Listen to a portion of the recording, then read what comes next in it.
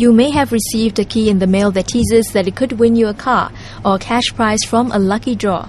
Such prize giveaways and mailers are part of Reader's Digest marketing arsenal. Are they for real? Razor TV finds out from the 87-year-old magazine's global editor-in-chief, Peggy Northrop. Here's something a little more lighthearted, but I'm sure a lot of people are curious because Reader's Digest usually has a lot of cash draws and like car giveaways. Yes. Is it a gimmick or is it real? Oh, it's totally real. It's totally real. In fact, we just awarded our most recent prize winner in the United States, and I haven't spoken to her yet, but I have a congratulatory call set up with her for when I get back. Yes, it's absolutely real. How many cars has Reader's Digest given away? Oh, I wish I knew the answer to that question. I cannot tell you that. Maybe our managing director here in Asia would know that. I couldn't begin to count. But Reader's Digest also usually has like mailers, maybe on book recommendations and stuff attached to it. Do you think it's still relevant now in an era where like information is so easily accessed online?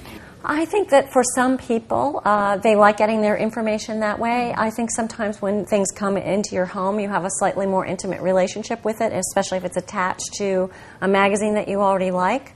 But you're right. I mean, that is, first of all, it's costly to promote ourselves through the mail. The Postal Service is not always as efficient in every country as we would like it to be. We have opportunities to market things online, and that is a really strong emphasis for us. It also gives you a chance, if you're marketing online, to know more about your customer, know more about their purchase habits, know more about their interests. We can be much more interactive and much more real time with them. So we have a lot going on in our consumer marketing department with e-marketing. Do you think using prize giveaways as well as mailers, is this a good marketing tool to attract readers? You know, I was surprised because I thought that, maybe this is a little bit old-fashioned for Reader's Digest, and in fact, it's the youngest people who respond. So I think that, clearly it's something that people get excited about. We all love a bargain. But what we need to focus on is once you get people's attention, do they like your product? Will they keep coming back? They can't just keep coming back in the hopes of winning something. You want to have a real relationship with them about content. How do you plan to position the Reader's Digest magazine for the Singapore market, especially when it comes to attracting younger readers?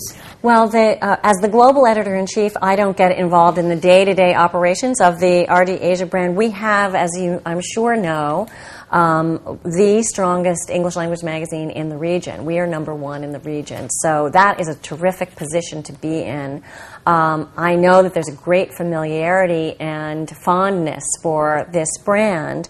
Of course, we have to continue to innovate, and I also believe we have to continually focus on quality. There's a lot of competition out there, and unless we do not just a good job, but an ever more excellent job, we won't deserve to have that kind of success. So I put a tremendous emphasis on the quality of our offerings and the depth of our offerings and the freshness of the way we package information.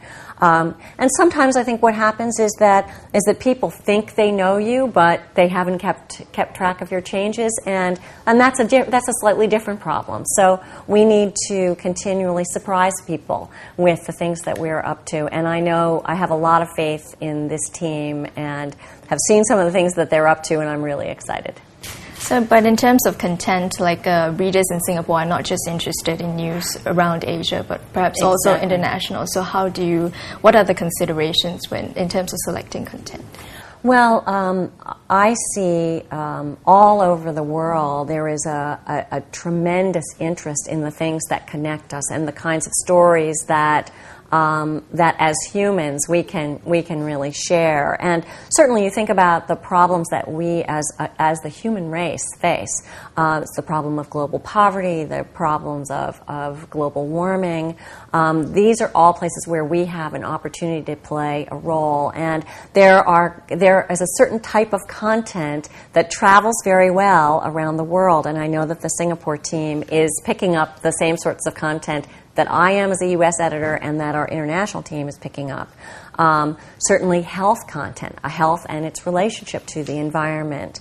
And always, how to have a sense of humor about life, how to find a little balance in your life is often best achieved through humor.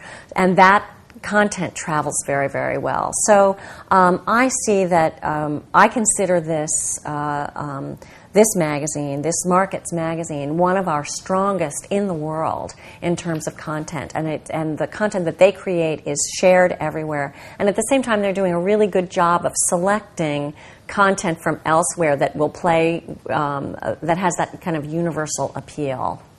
Ms. Northrop juggles between work and family, but still finds time to volunteer for a humanitarian organization. How does she do it? In the next clip, Peggy talks about growing up and her love for Facebook.